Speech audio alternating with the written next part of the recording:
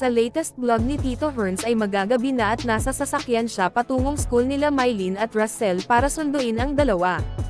Nakarating na nga siya doon at nadatnan sina Mylene at Russell na nasa labas na ng school kasama ang mga kaklase nila at hinihintay si Tito Herns. Bumati naman sila agad kay Tito Herns. Nakita ni Tito Herns na nakabihis ng kakaibang damit ang mga ito kaya tinanong sila ni Tito Herns kung sumayaw ba sila. Sumagot naman sina Mylene at Russell na hindi at may program lang at kainan sa school nila, kaya lang daw sila nakabihis ay dahil nililista ng teacher nila kung sino yung mga naka-costume at ito daw ay bahagi ng performance test nila. Sumakay na nga sa sasakyan sina Russell at Mylene. Natanong din ni Tito Herns sa kanila kung anong dala nilang pagkain sa school pagpasok nila. Sumagot naman ang dalawa na manok ang dala nila. Sabi pati ni Tito Herns na akala niya ay saging ang dala ng dalawa.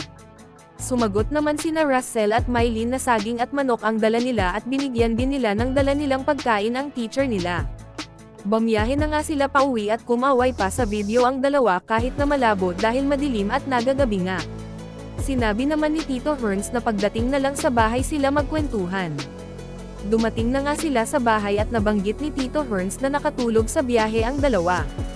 Nabanggit ni Mylene kay Ma'am Nida na hindi na daw sila pinasayaw. Natanong naman ni Ma'am Nida kung bakit sila pinag-present at nagpa-practice naman daw sila. Nagpaliwanag naman ang dalawa na hindi na at kumain na lang daw sila. Nabanggit din ni Russell na may mga kuha silang picture sa kainan. Tinanong din sila ni Ma'am Nida kung nagkasya ba yung chicken na dala nila, nabigyan ba nila si teacher at binati din ba nila ito.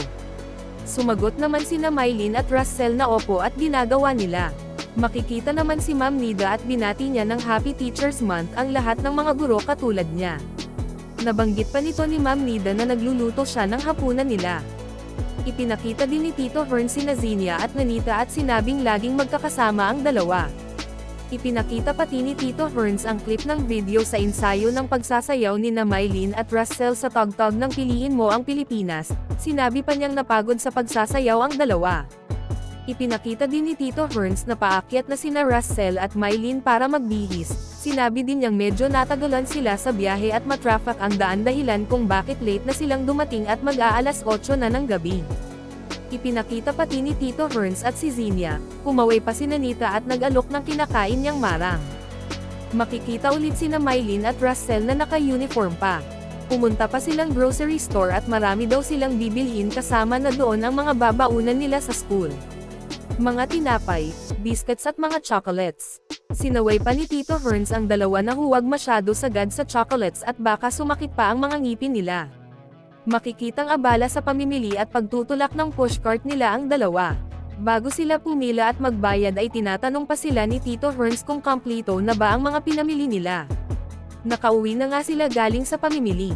Ipinakita ni Tito Herns na abala ang apat sa pag-aaral ng lessons nila, habang tinuruan sila ni Ma'am Nida. At para sa more summary video ng Pugong Biyahero, huwag kalimotang mag-like and subscribe.